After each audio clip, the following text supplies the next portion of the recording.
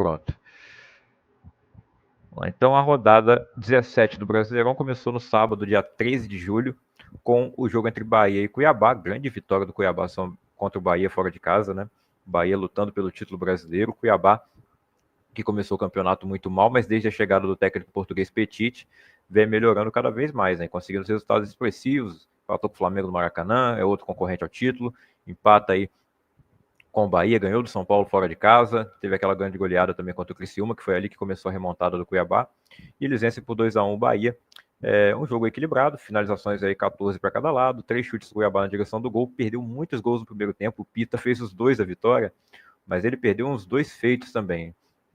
Mas é um bom jogador, o viking paraguaio Isidro Pita. Ele abre o placar para o Cuiabá aos 22 minutos, o Bahia chega a empatar no começo do segundo tempo com o Jean Lucas, mas logo na sequência o Pita faz mais um, e dá a vitória ao Dourado do Mato Grosso do Sul. Cuiabá sai com 3 pontinhos lá de Salvador, vitória espetacular do Cuiabá. O Cruzeiro venceu por 2-1 o Bragantino na estreia dos seus reforços, Cássio, também o Wallace, né? Ou Wallace. O Dudu não estreou, né? O Dudu não estreou. Mas enfim, Gabriel Veron, que esse já tinha estreado, né? Ele veio no começo do ano ainda e está vivendo um ótimo momento com a camisa do Cruzeiro, marcando gols. O Matheus Pereira nem se fala, né? Um excelente jogador. Acredito que merece ser observado aí pelo Dorival para a seleção brasileira.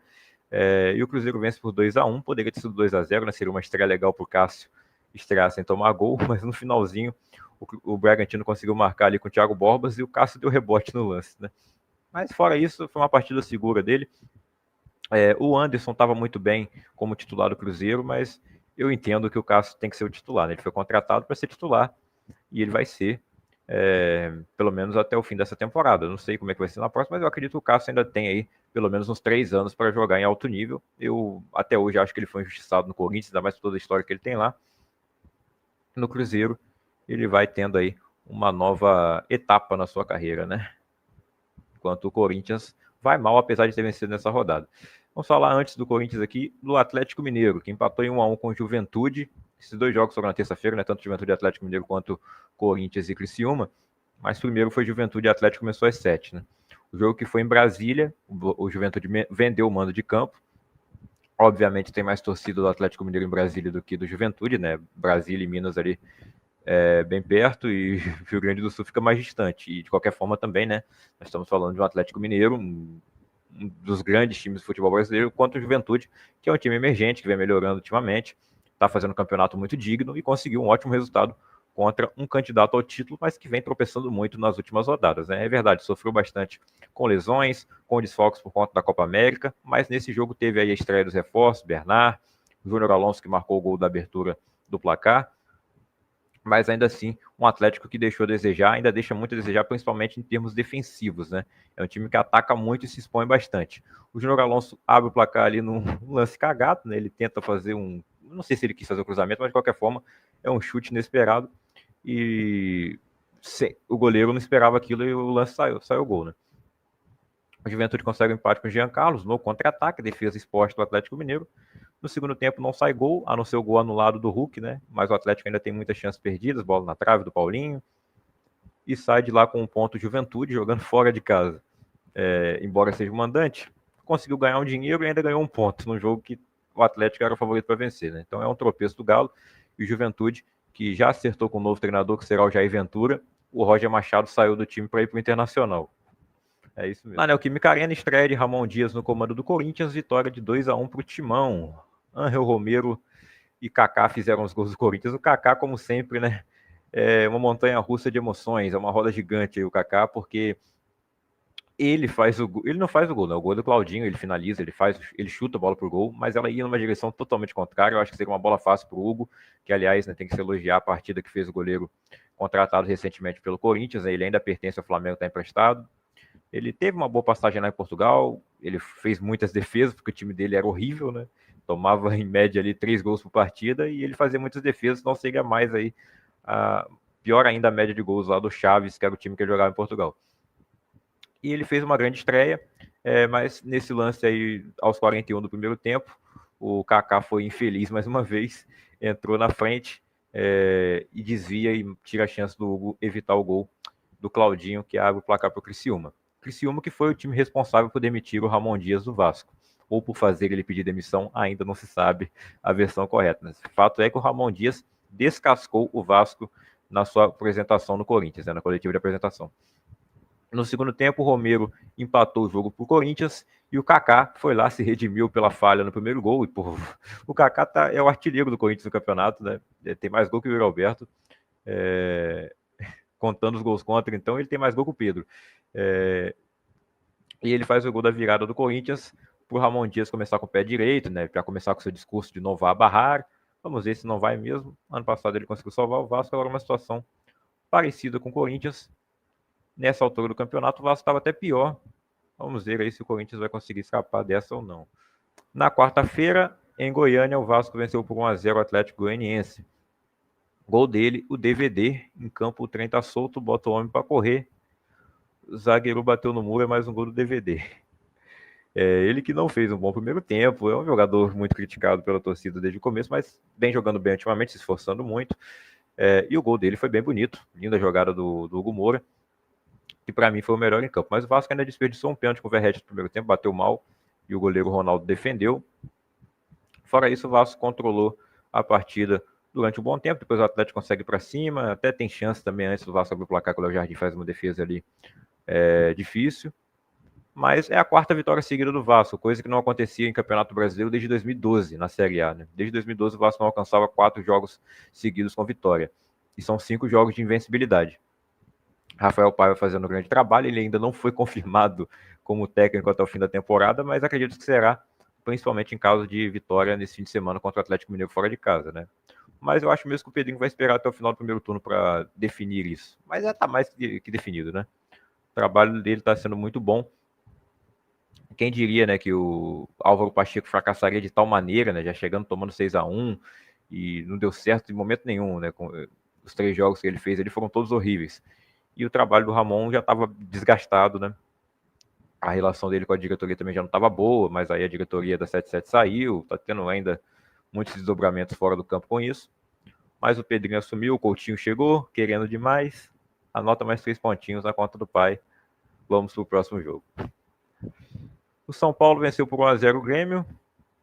Gol do Lucas Moura. O Grêmio segue numa situação dificílima, apesar de que apresentou uma melhora no futebol apresentado nesse jogo, mas não conseguiu marcar. Né? Rafael fez boas defesas para o São Paulo. O Marquezinho também evitou alguns gols ali do tricolor paulista, né, que poderia ter vencido por mais, mas também poderia ter empate. Eu acho que seria o resultado justo pelo que as duas equipes fizeram.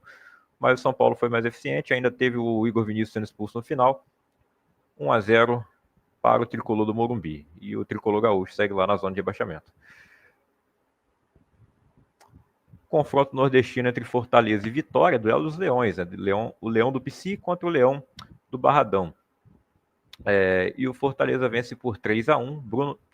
Breno Lopes, Tomás Pochettino e Tinga fizeram os gols do Fortaleza. O José Hugo desconta no final para a equipe do Vitória.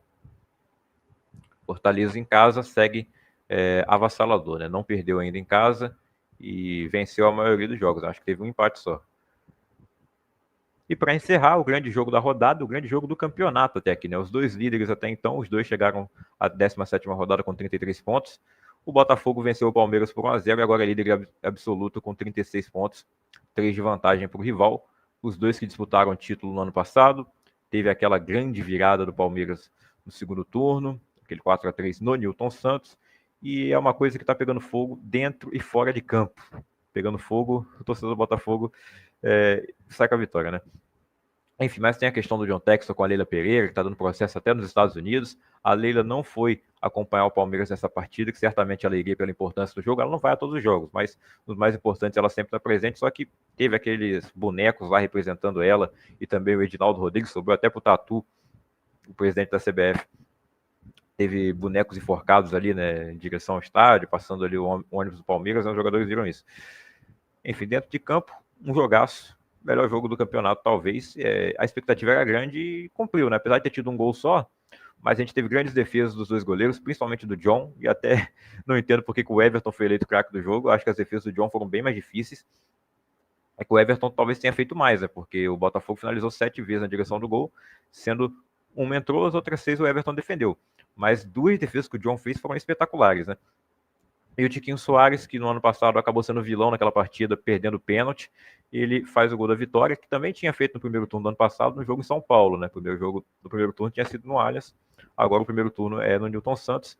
Então, o torcedor do Botafogo espera, né, que o final desse ano seja diferente. O time está muito bem treinado pelo Arthur Jorge, né? O Cristiano Ronaldo não deve vir tirar ele daqui agora, a gente acredita, né?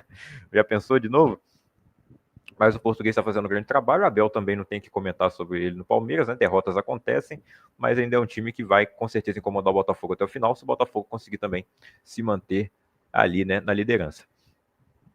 É isso, e vamos ver, né, em breve esses times se enfrentando em agosto na Libertadores, nas oitavas de final. O confronto será Botafogo e Palmeiras, e o bicho vai pegar de novo, né?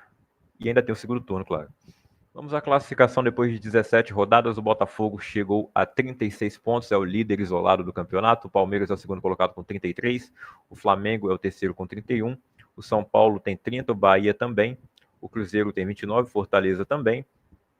O oitavo colocado é o Atlético Paranaense com 25, o Vasco aparece em nono lugar com 23, o Bragantino tem 22, é o décimo colocado, o Atlético Mineiro também tem 22, o Juventude é o 12º com 20, o Internacional é o 13º com 19, ou seja, o Roger Machado sai do Juventude, que ele deixou à frente do Inter para ir para o Internacional. Obviamente, né, um time mais forte, está disputando outros títulos na Sul-Americana. A Copa do Brasil não, porque o Roger Machado eliminou o Inter, ou seja, ele tira o time da competição e vai lá treinar ele depois.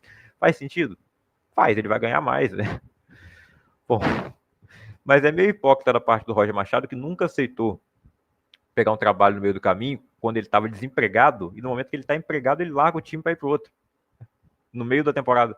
Não faz muito sentido não, né? É meio hipócrita isso aí, mas, bom, todo mundo é hipócrita alguma vez na vida. Ou muitas.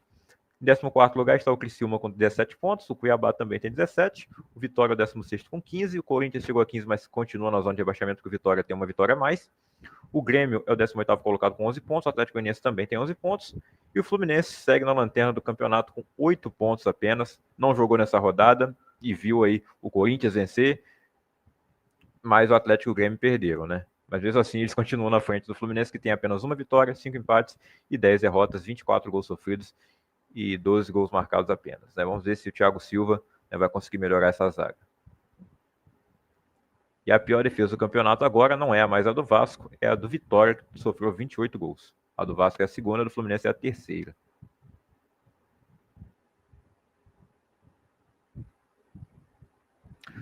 Pedro continua sendo o artilheiro do Brasileirão, não jogou nessa rodada, né? O Flamengo teve o jogo dele adiado contra o Internacional. 8 gols tem o Pedro no campeonato.